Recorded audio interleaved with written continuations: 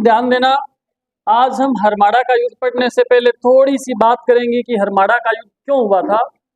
अच्छा, किन किन के बीच हुआ हरमाड़ा का युद्ध पता है आपको? लिख देता हूं, चलो मैं। हरमाड़ा का युद्ध कब हुआ था? 1557 में। किन किन के बीच हुआ? तो एक तरफ कौन था? हाजी खां। और हाजी खां के साथ कौन था? मालदेव था।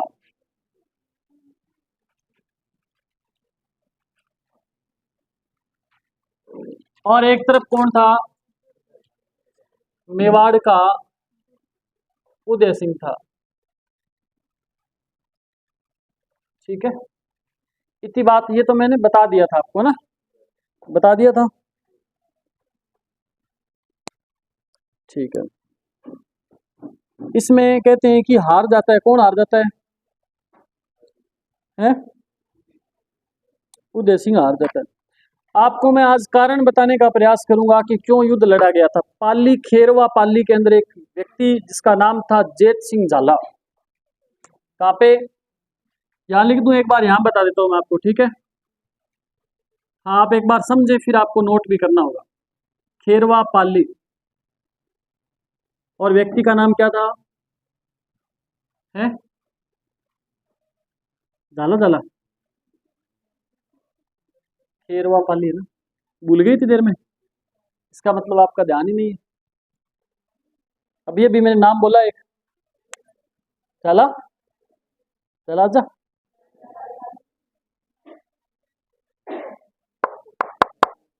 जेत सिंह झाला, ध्यान दो, थोड़ा सा ध्यान रखो, 100%। जेत सिंह झाला।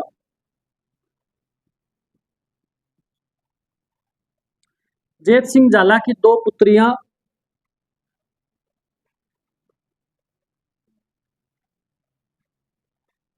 एक का नाम था रूप कंवर, एक को बोलते हैं झाली रानी।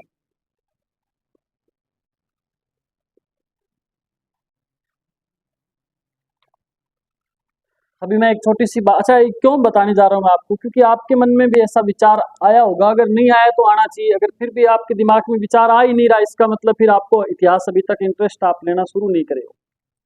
या आप देख रहे हैं कि उदय सिंह और मालदेव के बीच में युद्ध लड़ा जा रहा है, देख रहे हो आप? अगर थोड़े से पहले की बात करें तो उस समय क्या हो रहा है? मालदेव की सहायता, सॉरी, मालदेव किसकी सहायता कर रहा है भाई? इसको राजा बनाने में सहयोग नहीं दिया था क्या मालदेव ने? दिया था ना, बनवीर को भगा दिया था, युद्ध वगैरह हुआ था। तो मालदेव पहले तो इसके साथ में था उदय सिंह के, अब उदय सिंह के साथ युद्ध लड़ रहा है। तो क्या ऐसा कारण रहा होगा कि दोनों के बीच में युद्ध जरूरी हो गया? ये जो रूप कंवर थी ना, इसका एक पुत्र था, आप ध्यान रखेंगे। चलो पुत्र की बात बाद है, मारवाड़ में बात करेंगे, जब मारवाड़ पढ़ेंगे ना तब। भूला बिसरा राजा पढ़ा है क्या आपने? सुना है कभी नाम? वो आएगा तब बात करेंगे। रावचंद्र सेन, ठीक है, इसका पुत्र था, चलो लिख ही लो। रूप कंवर का पुत्र कौन था? राव चंद्र सेन। कारण देखो क्या हुआ था, इनके बीच आपस में फूट क्यों पड़ी, दोनों के बीच में क्यों लड़ाई हो गई थी? बेटा नोट बाद में कर लेना, एक बार देख लो सामने, ठीक है? सब लोग देख रहे हैं तो आप भी देख, बाद में लिख लेना, एक टाइम दूंगा मैं आपको लिखने के लिए, ठीक है? अभी एक बार जो बातें आपको बता, और जो चीजें मैं आपको बता रहा हूँ ना, इन चीजों को अगर ऐसे ही आप याद करोगे, चीजें आपको पता होनी चाहिए बीच में, जब भी आपको हरमाड़ा का युद्ध आए आपके सामने तो आपको तुरंत याद आ जाना चाहिए कि मालदेव और इनके बीच हुआ तो था, युद्ध हुआ था। युद्ध के साथ साथ आपके दिमाग में ये बात आना लाजमी है कि पहले तो इसने सहयोग किया था, तो अब युद्ध क्यों हो रहा है? ऐसी चीजें अगर आप इस प्रकार से कंपेयर करके पढ़ेंगे ना तो याद रहेगा आपको। और सीधे आप रट्टे मार रहे हो कि पहले सहायता करी फिर युद्ध हो गया, युद्ध हो गया, तो कोई मतलब नहीं बनता। फिर यहाँ कहते हैं कि ये जो रूप कंवर थी ना, इसका विवाह हो गया था मालदेव के साथ। किसके साथ विवाह हुआ? मालदेव के साथ, यहाँ लिख देता हूं मैं, ठीक है? ये विवाह, ओके, मालदेव के साथ विवाह हो गया रूप कंवर का। अब कहते हैं कि थोड़े समय बाद जेत सिंह की दूसरी पत्नी पत्नी नहीं, पुत्री, सॉरी, जैत सिंह की दूसरी पुत्री, क्या नाम था, जाली रानी। तो इसका विवाह करना चाहता था कौन, जैत सिंह झाला। इसने भाई देखो ऐसे होता है, जब छोटी पुत्री होती है, बड़े वाली की शादी हो जाती है ना, तो वो छोटी पुत्री का जब विवाह करते हैं तो बड़ी पुत्री है उसका, और बटाव बुटू सारा ने बुला के पूछा है भैया पारिश तो करना ठीक है कि सिस्टम, है ना, तो ध्यान में है कि नहीं है, क्या लेना देना है, तो ऐसी डिस्कस की जाती है। तो इसने भी शायद बेचारे ने किया होगा, जैत सिंह ने किससे डिस्कस किया, मालदेव से, कि भाई इस प्रकार से बेटा आप भी आओ, दोनों को बुलाए, इनको बढ़िया सेवा करी, और कहा कि हम अब इसकी शादी किससे करें, जाली रानी है ना, इसका विवाह हम करना चाहते हैं, तो इसके लिए कोई अच्छा सा लड़का हो जो थोड़ा सा पशु परिचर की बढ़िया तैयारी करता हो, रैंक अच्छी आती हो ना, तो हो सकता है लगने के बाद तो भाव बढ़ जाए, तो न करवाए तो पहले पहले अपने शादी कर देते हैं। तब कहते हैं कि मालदेव कहते हैं कि महाराज क्यों ऐसे ही आप परेशान हो रहे हो, पता नहीं दूसरा लड़का मिलेगा वो कैसा मिलेगा, हो सकता है कोई नशा करता हो सकता है सारा दिन चाय पीता हो ना, तो आप कहते मेरे को तो आप जानते हो अच्छे से कि मेरे अंदर कोई ऐसे ऐब नहीं है ना, तो आप क्यों ना इसकी शादी भी मेरे से ही कर दो, है ना। तो एक तो दो घर आपके मतलब अलग अलग बटाऊ आएंगे, अलग अलग बुलाना, एक कोई बुलाओगे तो दोनों जवाई आ जाएंगे। तो ऐसा जब मालदेव कहते हैं कि उस समय काफी शक्तिशाली राजा था मारवाड़ का, तो इसकी बात को मना नहीं कर सकता था, कौन मना नहीं कर सकता, जैत सिंह, ठीक है। और जाली रानी, जाली की जाला किसको दे रही थी, देखो इधर देखो, ये उदय सिंह से विवाह करना चाहती थी, ऐसा माना जाता है। जाली रानी किससे विवाह करना चाहती है, उदय सिंह से। और इस बात का पता जब जैत सिंह को चलता है तो जैत सिंह भी इसका सहयोग करता है और उदय सिंह से बात करता है कि भाई आप इससे आकर के विवाह कर लो, अगर आप विवाह कर लोगे तो ठीक है, नहीं तो फिर वो उसको मैं मना नहीं कर सकता, नहीं तो वो आक्रमण कर देगा, ऐसे उससे युद्ध करना पड़ेगा। तब कहते हैं कि उदय सिंह विवाह कर लेता है जाली रानी से, और इस बात से बताओ मालदेव खुश होगा क्या, है ना, वो नाराज हो जाता है। तो नाराज वो दोनों से होता है, इस जैत सिंह से तो होता ही है, इससे भी उससे ज्यादा नाराज हो जाता है, बोला ठम जतन मैं बताऊंगा, है ना। तो ये कारण माना जाता है मुख्य रूप से। अब कहते हैं कि अगर इससे पहले की बात करें ना, तो पहले कहते हैं कि हाजी खां और मालदेव के बीच में युद्ध हुआ था, एक छोटा सा कोई, हाजी खां और मालदेव के बीच में एक छोटा सा युद्ध हुआ था। उस युद्ध के अंदर कहते हैं कि उदय सिंह है ना, वो इस हाजी खां का सहयोग करता है। समझ आई बात आपको, इस हरमाड़ा का युद्ध है ना, इससे पहले एक युद्ध हुआ था, छोटा सा कोई झड़प हुई थी, मालदेव और हाजी खां के बीच में युद्ध हुआ था। अब तो मालदेव इसका सहयोग करे, लेकिन पहले दोनों के बीच में युद्ध हुआ था। और उस युद्ध के अंदर कहते हैं कि जो उदय सिंह है ना, इस उदय सिंह ने किसकी सहायता करी थी, इस हाजी खां की सहायता करी थी। लेकिन अब ये हाजी खां किसकी सहायता कर रहे हैं, मालदेव की सहायता कर रहे हैं। तो इसके पीछे भी एक छोटी सी कहानी है। जाओ जल्दी जाओ, क्या हो गया, आखिर तक चाय छोड़ रखी थी क्या यहाँ पे,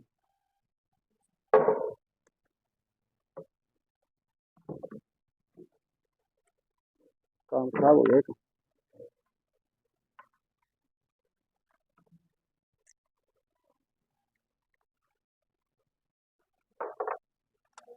बिगड़ गया सिस्टम सारा। मैडम उधर से कोई कपड़ा देना लगाना बात है, पार्टी में चाय दूंगी, मैडम है क्या वहाँ, आवाज है ही नहीं, आवाज लगाना बात।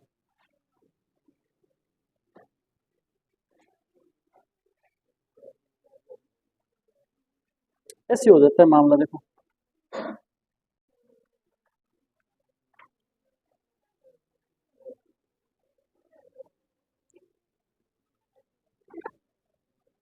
तब तक इधर देखते हैं अपने, ध्यान दो, अरे ध्यान दो कोई नहीं। एक महिला जिसका नाम था रंगराय, क्या नाम था, रंगराय।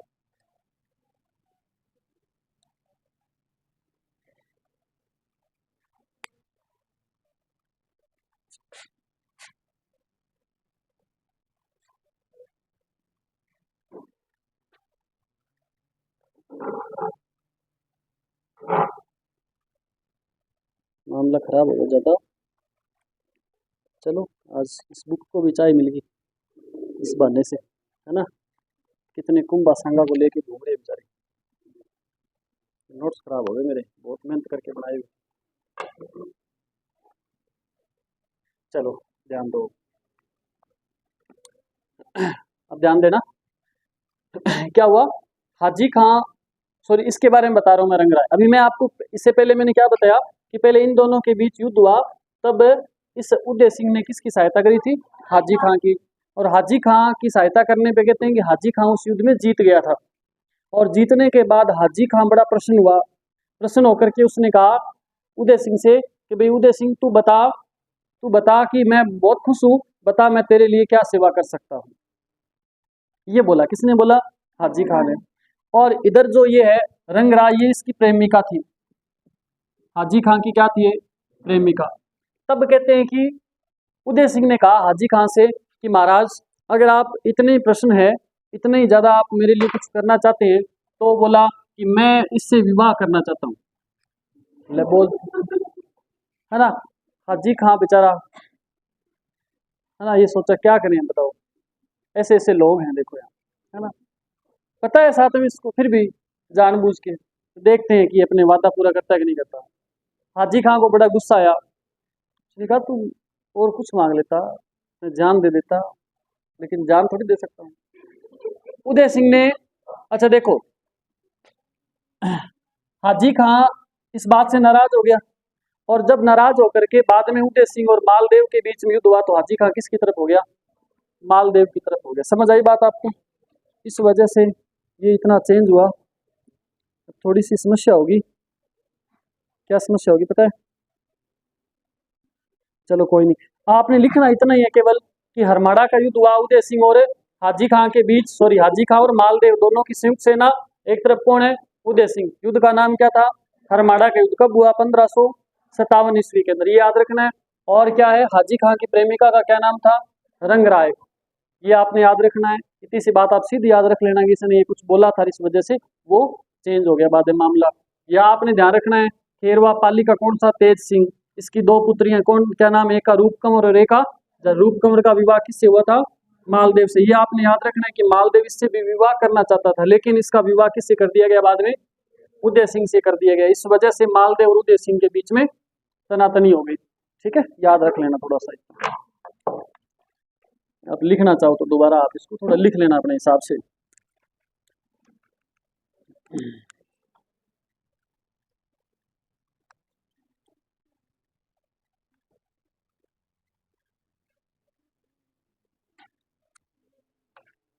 नोट कर लिया,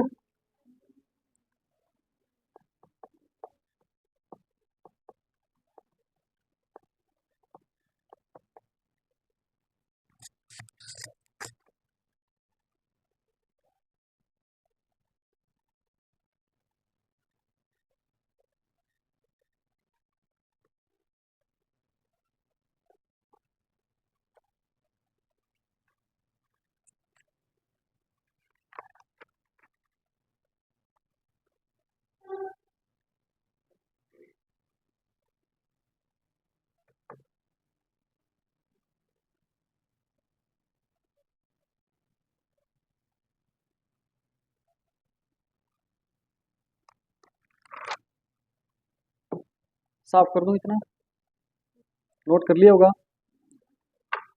जल्दी करो बेटा जल्दी।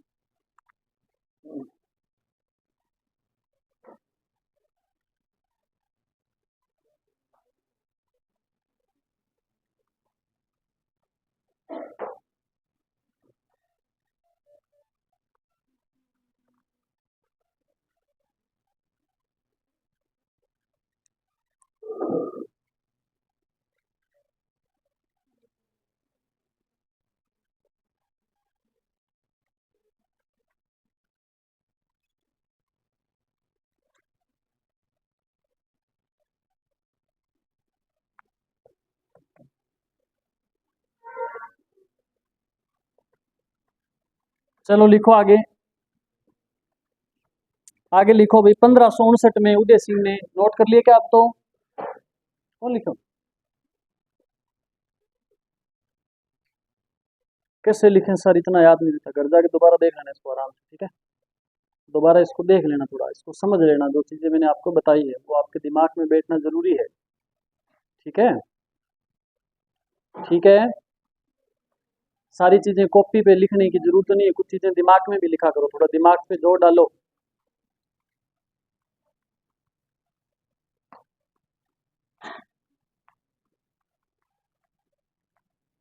ठीक है, ओके। अब लिखो, आप एक लाइन लिख लो। उदय सिंह ने, लिखो लाइन जल्दी से। उदय सिंह ने 1559 में उदयपुर नगर की स्थापना की थी। 1500, मोस्ट इंपोर्टेंट लाइन है भाई, मोस्ट इंपोर्टेंट लगा लेना। 1559 में उदयपुर की स्थापना की थी। और इससे भी इंपॉर्टेंट ये है कि उदयपुर को क्या बनाया, राजधानी।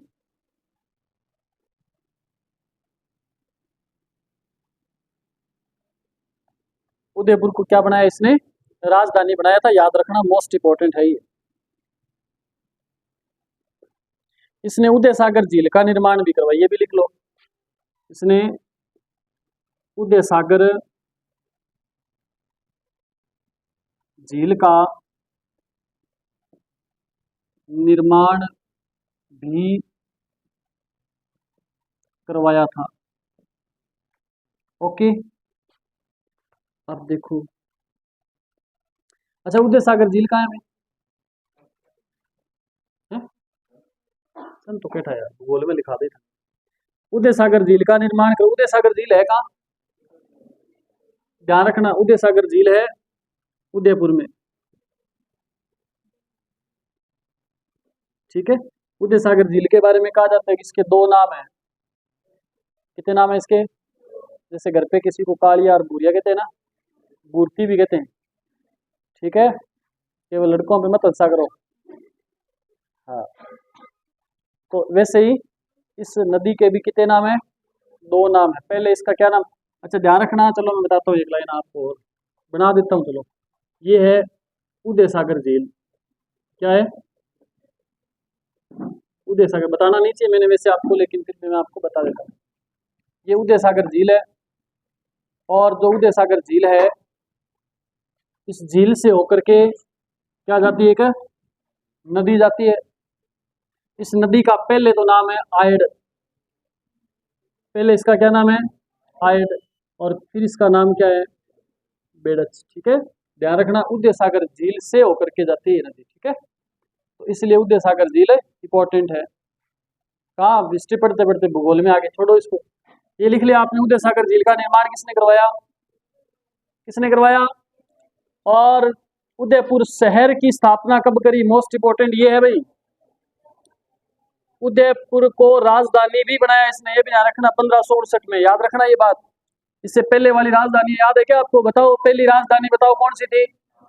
पहली पहली राजधानी जिससे पूछूंगा वही बताएगा, नागदा को राजधानी किसने बनाया था, जिससे पूछूंगा वही बताएगा। शाबाश, जिसको पता है हाथ ऊपर करें जल्दी से, इतने सारे हाथ ऊपर करे हैं। बाकी बताओ बेटा, ये बोल रहे हैं बप्पा रावल, सही है क्या भाई।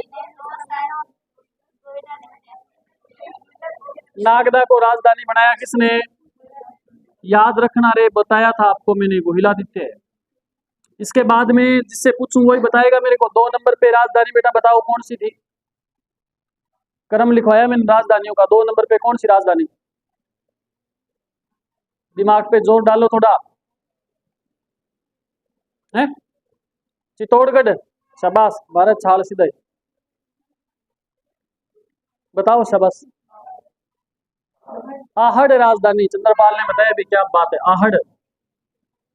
आहड़ राजधानी किसने बनाई थी इसको, किसने,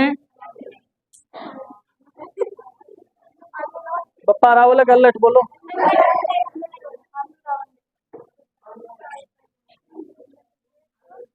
भूल गया भाई, पक्का पक्का भूल गया, आधे से ज्यादा। तीसरी राजधानी कौन सी, चित्तौड़गढ़। और ये किसने बनाई, जेतर सिंह ने बनाई थी।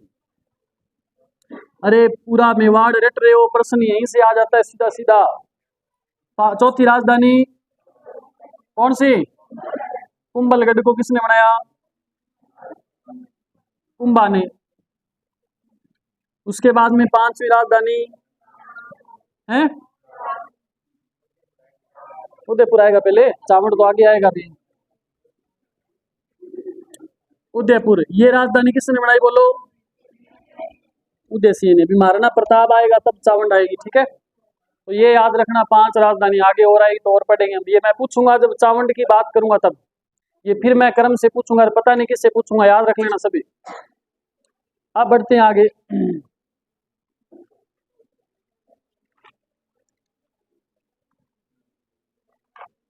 नागौर का एक शासक था जिसका नाम था जयमल राठौड़। बोलो क्या नाम था? रोशनी। नागौर का शासक कौन था? रोशनी बताएंगे।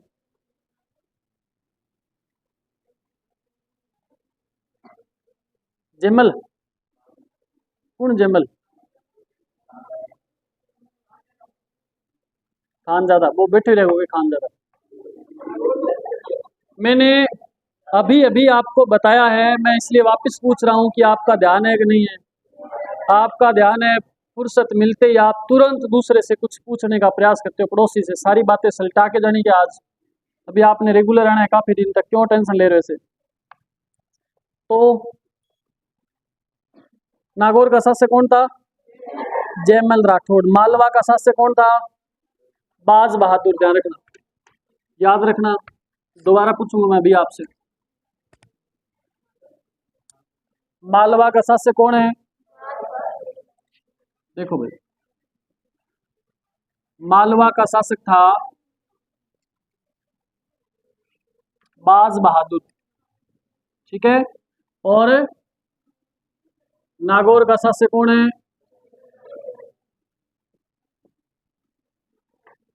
आपको इस बात का शायद पता नहीं होगा कि मेरे को इस व्हाइट बोर्ड के अंदर आपका चित्र दिखता है, पीछे आप क्या कर रहे हो। अब तक शायद आपको पता नहीं था ना, पता था क्या? ध्यान रखना। इस समय दिल्ली का जो शासक है उसका नाम है अकबर उदय सिंह। ये करेगा बेड़ो करक मन लगे, दिल्ली का अकबर।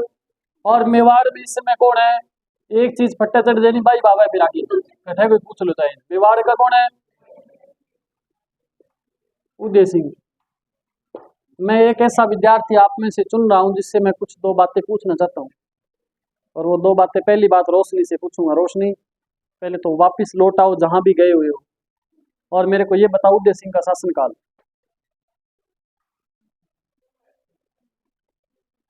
चल कुंभा को बता, कुंभा को याद करो।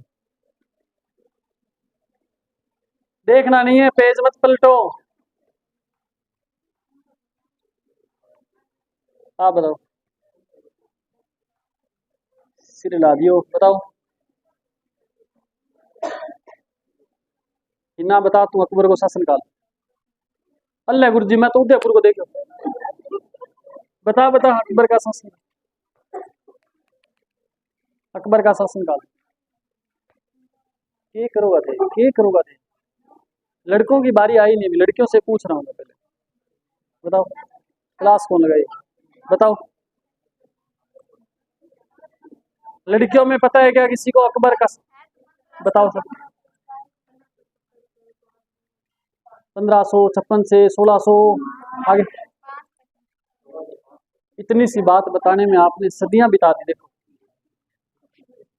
इसका मतलब घर जाके तो पढ़ने का मतलब ही नहीं है फिर। 1556 से ये अकबर का शासन काल है, बता रखा है मैंने।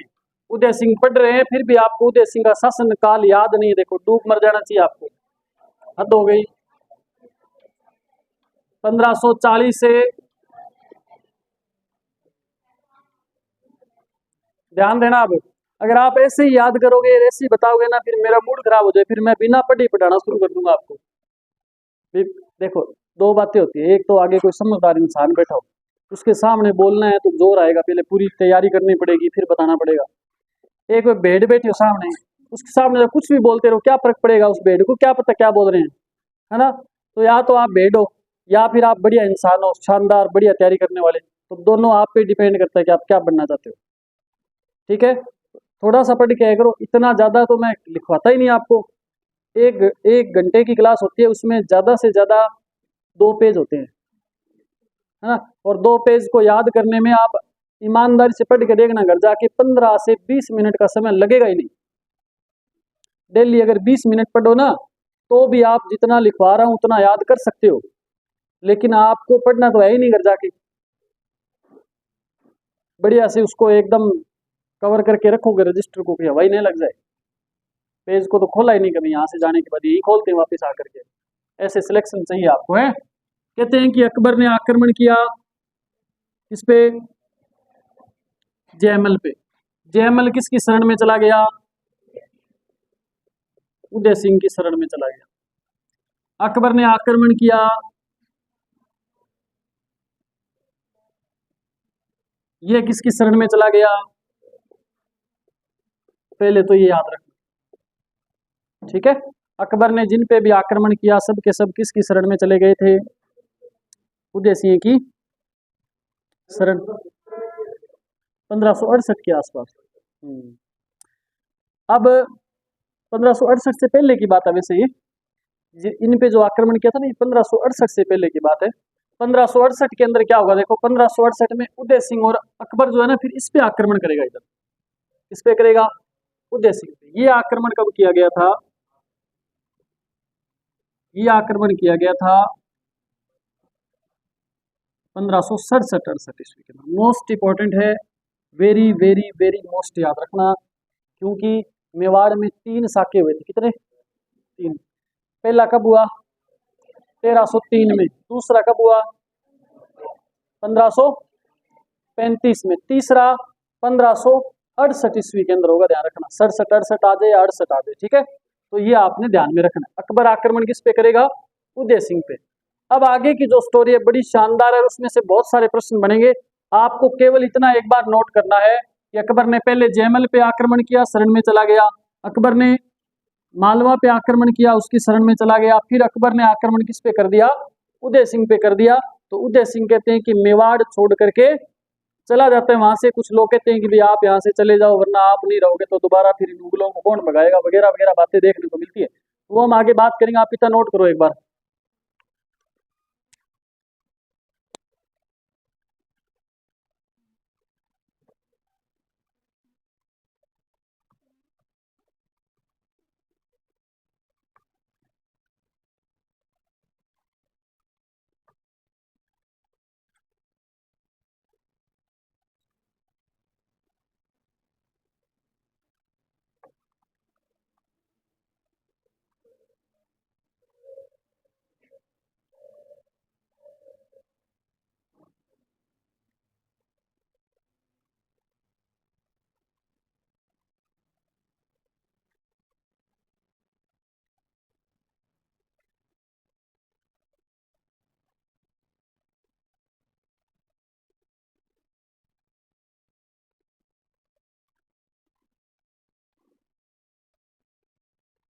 नोट कर लिया?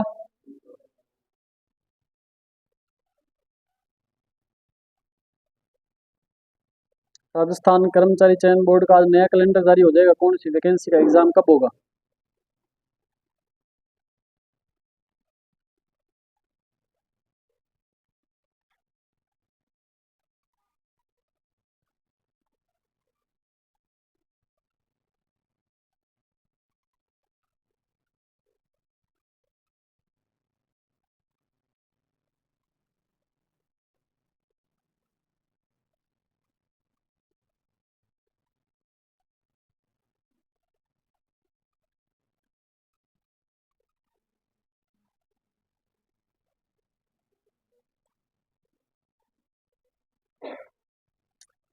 अब लिखो आगे, नोट कर लिया तो 3-4 लिखा तो खींचने में की देर लगाओ रही। तो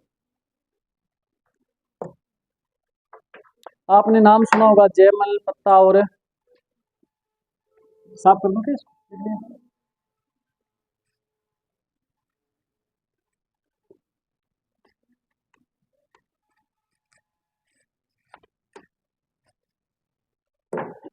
ध्यान देना, यहाँ मेवाड़ में कौन है? मेवाड़ में है उदय सिंह। और उदय सिंह के अगर सेनापति की बात करें तो सेनापति के रूप में 3 व्यक्तियों का जिक्र आता है। एक का नाम तो ए का नाम लिख देता हूँ फत्ता सिसोदिया। ठीक है, ए का नाम लिख देता हूँ वही जयमल जो इसकी शरण में आया था, जयमल राठौड़। और तीसरा नाम लिख देता हूँ कल्लाजी राठौड़। ठीक है, कल्लाजी के जो जयमल है ना, ये चाचा जी थे इसके। क्या थे इनके? ये चाचा जी। जयमल राठौड़ की एक बहन थी, नाम था फूल कंवर। इस फूल कंवर का विवाह हुआ था पत्ता सिसोदिया से। फूल और पत्ता हो गया, अब देखो। ठीक है फूल पत्ते एक हो गए। पत्ता सिसोदिया का विवाह किससे हुआ था? फूल कंवर से। याद रखना, क्योंकि फूल कंवर इंपॉर्टेंट है, इसलिए क्योंकि अभी जब जोहर होगा तो हाँ, फूल कंवर इसका नेतृत्व करेगी आगे, इसलिए आपको याद रखना। अब ध्यान देना, अब कुछ बातें आपको सुननी है, सारी बातें मैं नोट नहीं करवाने वाला आपको। ठीक है, सुननी क्या है आपने कि जब अकबर आक्रमण करता है उदय सिंह पे, तो उदय सिंह तत्परता से उनका सामना करने का प्रयास करता है, लेकिन कुछ विशेष लोग मेवाड़ के जो आकर के कहते हैं कि अकबर की बहुत विशाल सेना है, हम शायद उनसे जीत नहीं पाएंगे। कहते कुछ समय तो लड़ते हैं उदय सिंह, लेकिन बाद में जब उन लोगों के द्वारा समझाया जाता है उदय सिंह को, तो उदय सिंह कहता है कि भाई मैं तो मेवाड़ छोड़ के जाने वाला हूँ नहीं, मैं तो अकबर से युद्ध लड़ूंगा, मर जाए तो मर जाए, देखी जाएगी। तब वो लोग कहते हैं कि महाराज अगर आप जिंदा रहोगे तो हो सकता है हम दोबारा सेना इकट्ठी करके फिर से अकबर पे आक्रमण कर दें, लेकिन अगर आपको ही कुछ हो गया तो फिर उनका कोई क्या बिगाड़ पाएगा ना। तो इसलिए इसको समझा बुझा करके उदय सिंह को मेवाड़ से बाहर भेज दिया जाता है। और ऐसी कंडीशन में उदय सिंह मेवाड़ से कहाँ चले जाते हैं, ये याद रखना आपने। उदय सिंह चले जाते हैं कहाँ? गोगुंदा चले जाते हैं। कहाँ चले जाते हैं? गोगुंदा में। याद रखना, आप जब अकबर ने आक्रमण किया था तो उदय सिंह मेवाड़ छोड़ करके कहाँ चले गए थे, तो क्या बताओगे? गोगुंदा में। अब कहते हैं कि यहाँ इस युद्ध के अंदर पत्ता सिसोदिया, जयमल राठौड़ और कल्लाजी वीरता से युद्ध को लड़ते हैं। कल्लाजी को चार हाथों वाले देवता भी बोलते हैं ना, ये भी याद रखना, चार हाथों वाले देवता। कहते हैं कि अच्छा, चार हाथों वाले देवता क्यों कहते हैं? क्योंकि कहते हैं कि जो अकबर था उसके पास एक बंदूक थी, बंदूक का नाम क्या था? संग्राम नाम की बंदूक थी। ध्यान रखना, यहाँ लिख देता हूं मैं अकबर। कई बार ऐसा प्रश्न भी आ जाता है, क्योंकि अकबर के हाथी का क्या नाम था, अकबर के पास जो घोड़ा था उसका क्या नाम था, तोप के नाम कई बार पूछ लिए जाते, तो बंदूक का नाम भी आ सकता है कभी। अकबर के पास बंदूक, इसका नाम था संग्राम। कहते हैं कि अकबर संग्राम बंदूक से फायर करता है और वो आकर के जयमल राठौड़ है इसके पैरों में लगती है गोली, और इससे जयमल राठौड़ लंगड़े हो जाते हैं, चल पाने में सक्षम नहीं हो पाते। तब जयमल बैठ करके कहते हैं कि आज मेरे पैर नहीं है, और मैं अगर पैर होते तो मैं अकबर को बताता कि कैसे युद्ध होता है वगैरह वगैरह ना, तो उससे मैं लोहा लेता, क्योंकि पहले इसने इस पे आक्रमण किया था ना, मैंने बताया, तब ये शरण में चला गया था। तो कहता मेरे पास आज बदला लेने का अच्छा समय आया था, लेकिन अब मेरे पैर जवाब दे गए। तब कल्ला जी कहते हैं कि अंकल आप डरे नहीं, मैं आपके साथ हूँ। वो आते हैं और इनको अपने कंधे पे बिठा लेते हैं, और कंधे पे बिठा, क्योंकि पैर खराब है, हाथ तो सही है, तो कंधे पे बिठा लेते हैं। और इनके पास भी दो तलवार होती है, कल्ला जी के पास भी दो तलवार होती है, तो दूर से देखने वाले को लगता है कि कल्ला जी के चार हाथ है, चारों हाथों से लड़ रहे हैं, है ना। तो तब से इनका नाम क्या पड़ गया था? चार हाथों वाले देवता इनका नाम हो गया था, ध्यान रखना। उस युद्ध के अंदर पत्ता सिसोदिया, जयमल और कल्ला जी केसरिया करते हैं, ध्यान रखना, लिख लेना, ये तीनों क्या करते हैं? केसरिया करते हैं। और पत्ता गया तो फूल है, फूल कंवर है, जोहर करती है। यह है मेवाड़ का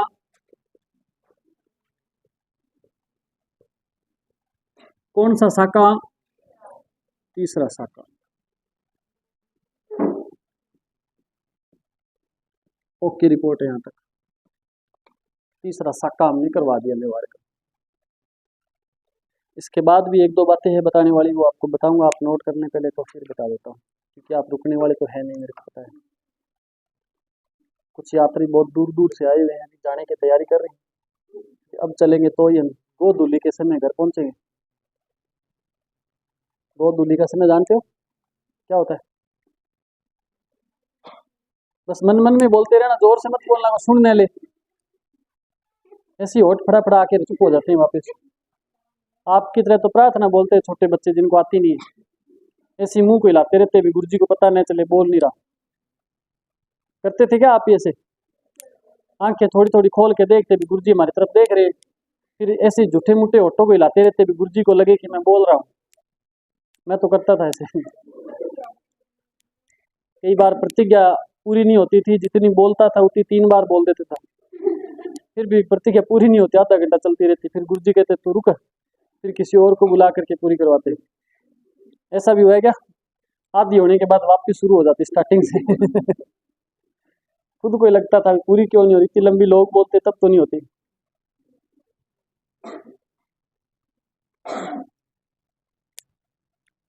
नोट कर लिया? ऐसे ही नहीं हंसते।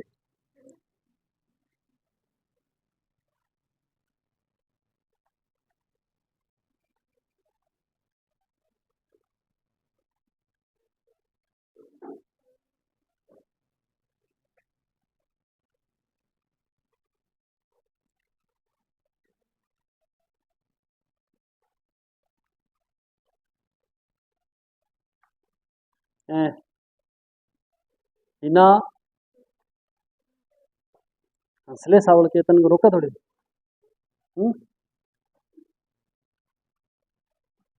हंसना चाहिए भी, सुबह सुबह उठ करके हंसा करो जोर जोर से। हंसते हो कैसे? सारा उठती।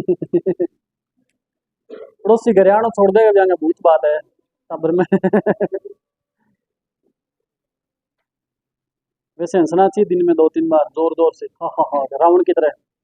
रावण बहुत हंसता था ना, तभी तो उसकी आयु लंबी थी। कितना जिया था पता है आपको?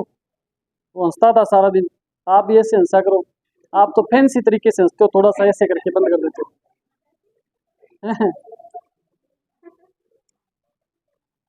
राफा जानी चाहिए काना ताई, हंसना उसी को बोलते हैं। आप तो सेंटीमीटर से नाप करके हंसते हो, 3 सेंटीमीटर हो गया बस बहुत है। नोट कर लिया होगा? साफ कर दूं क्या भाई? जल्दी लिखो, बातों पे ध्यान मत दो, कानों से सुनते रहो, लिखते रहो साफ साफ। कई टापर सागे सागे पापो काट दे।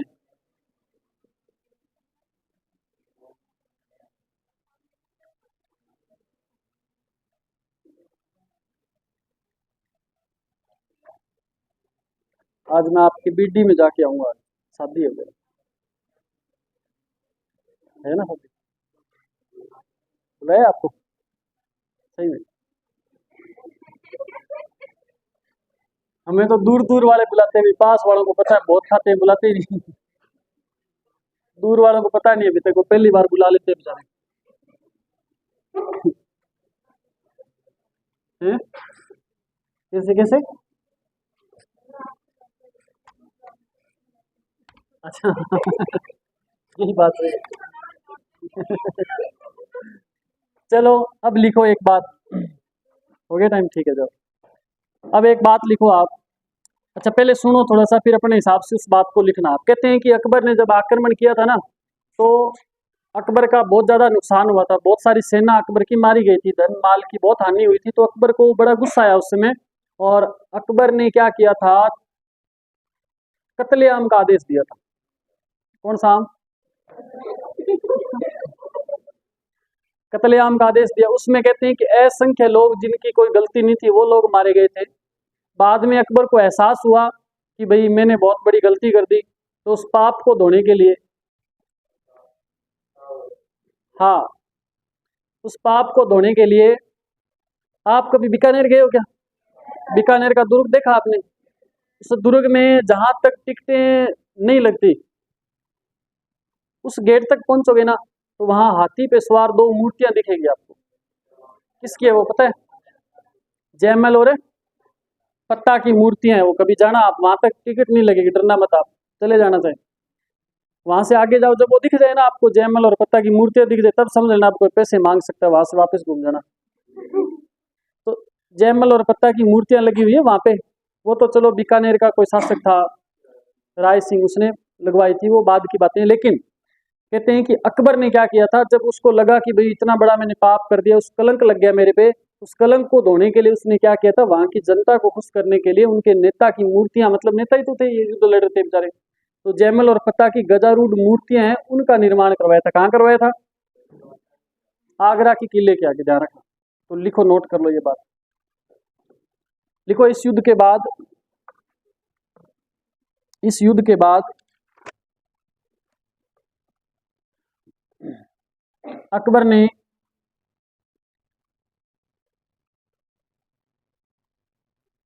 आगरा के किले के आगे, आगरा के किले के आगे जयमल और फत्ता की, आगरा के किले के आगे जयमल और फत्ता की गजारूढ़ मूर्तियों का निर्माण करवाया। आगरा के किले के आगे जयमल और फत्ता की गजारूढ़ मूर्तियों का निर्माण करवाया। आगरा के किले के आगे जयमल और फत्ता की गजारूढ़ मूर्तियों का निर्माण करवाया था।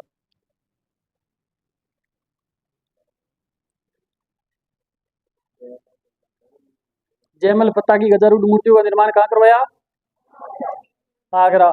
क्यों करवाया? तो नोट लगा करके लिख लेना, नोट लगा करके एक लाइन लिख लो, क्योंकि क्योंकि उदयपुर आक्रमण के समय, क्योंकि उदयपुर आक्रमण के समय अकबर ने फतेहनामा जारी किया था। फतेहनामा जारी किया था। ये बात पेपर में आई एक बार कि अकबर ने कौन सा युद्ध था जिसके दौरान फतेहनामा जारी किया था, तो उदयपुर पे आक्रमण किया था, 1568 की बात है। उस समय उसने क्या किया था, अकबर ने फतेहनामा जारी किया था, जिसमें असंख्य जिसमें असंख्य निर्दोष लोग मारे गए थे, जिसमें असंख्य निर्दोष लोग मारे गए थे। इतना ही लिखना है बस, बाकी आप समझ आओगे जब इस नोट्स को कभी पढ़ोगे 5-4 साल में दोबारा। 5-4 साल में पढ़ोगे दोबारा, या लगने के बाद दोबारा पढ़ना ही नहीं है, तो सुपरिचित लगने के बाद तैयारी तो करोगे दोबारा, ठीक है। इसके बाद लिखो, जल्दी से लिख लो। अकबर ने, अच्छा उदय सिंह तो चला जाता है, गोगुंदा में चला जाता है ना। फिर लिख लो, इस युद्ध के तुरंत बाद, लिखो नेक्स्ट लाइन लिखो, इस युद्ध के तुरंत बाद, इस युद्ध के तुरंत बाद 1568 में ही, इस युद्ध के तुरंत बाद 1568 में ही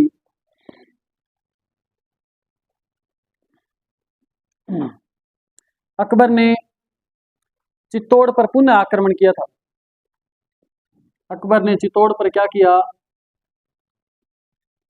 पुनः आक्रमण किया था। इस युद्ध को, इस युद्ध को पिंडली का युद्ध कहा जाता है।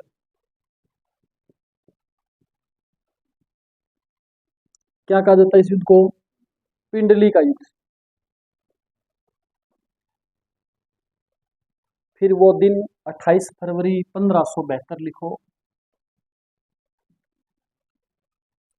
आप, वो नोट करो, तब तक मैं इधर लिख देता हूं।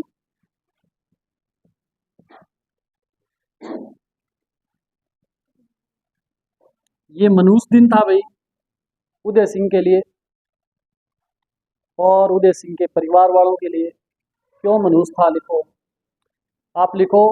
उसके बाद लिखना 28 फरवरी 1572 के दिन, 28 फरवरी 1572 ब्रैकेट में लिख लेना, होली का दिन था ये, होली के दिन उदय सिंह की शादी तो हो नहीं सकती, मृत्यु होगी। उदय सिंह की मृत्यु हो गई थी।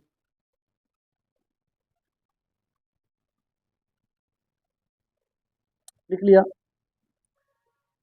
इतना लिख लिया। होली के दिन मृत्यु हुई थी भाई, ऐसे याद रख लेना। हो सकता है किसी ने ठंडा पानी डाल दिया ऊपर और एकदम ये करके सांस निकल के वापस आए ना, है ना। हाँ, ये आपने याद रखना है। अब आपको पता है एक बंदा मेरे को मिल जाता है डेली, आज फिर मिल गया। कौन मिल गया? Colonel James Tod. तो लिख लो, कर्नल जेम्स टोड ने कहा, कर्नल जेम्स टोड ने कहा,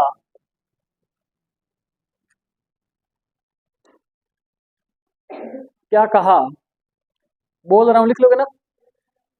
कर्नल जेम्स टोड ने कहा। अब मेरे को एक चीज बताओ आप पहले कि महाराणा, सॉरी, उदय सिंह के बाद राजा बनेगा महाराणा प्रताप। उदय सिंह से पहले राजा कौन था? विक्रमादित्य बनवीर को चलो मानो ही ना आप। महत्वपूर्ण शासक कौन था जो ज्यादा लंबे समय तक रहा था? सांगा था ना। तो सांगा देखो खतरनाक शासक था, उसके बारे में हमने खूब पढ़ा, कितने सारे युद्ध वगैरह उसने लड़े थे। इसने लड़े क्या? एक आधा युद्ध हुआ था, उसमें भी गोकुलता चला गया था ये। इसके बाद महाराणा प्रताप की तो वीर गाथा सुनते सुनते रोने लग जाओ आप, ऐसी गाथा है महाराणा प्रताप की तो बहुत शानदार। उनका उन्होंने संघर्ष किया था अपने जीवन में। तो ये इसके आसपास के जो दोनों राजा, इससे पहले वाला शासक और इसके बाद वाला शासक, दोनों ही बहुत शानदार राजा थे, लेकिन ये थोड़ा सा ठीक ठाक राजा था। इसलिए कर्नल टोड को ये बिल्कुल पसंद नहीं आया। उसने क्या बोला कि अगर अगर महाराणा सांगा तथा, लिख लो लाइन,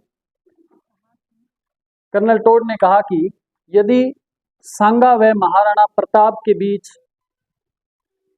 यदि सांगा व महाराणा प्रताप के बीच उदय सिंह नहीं होता, उदय सिंह नहीं होता तो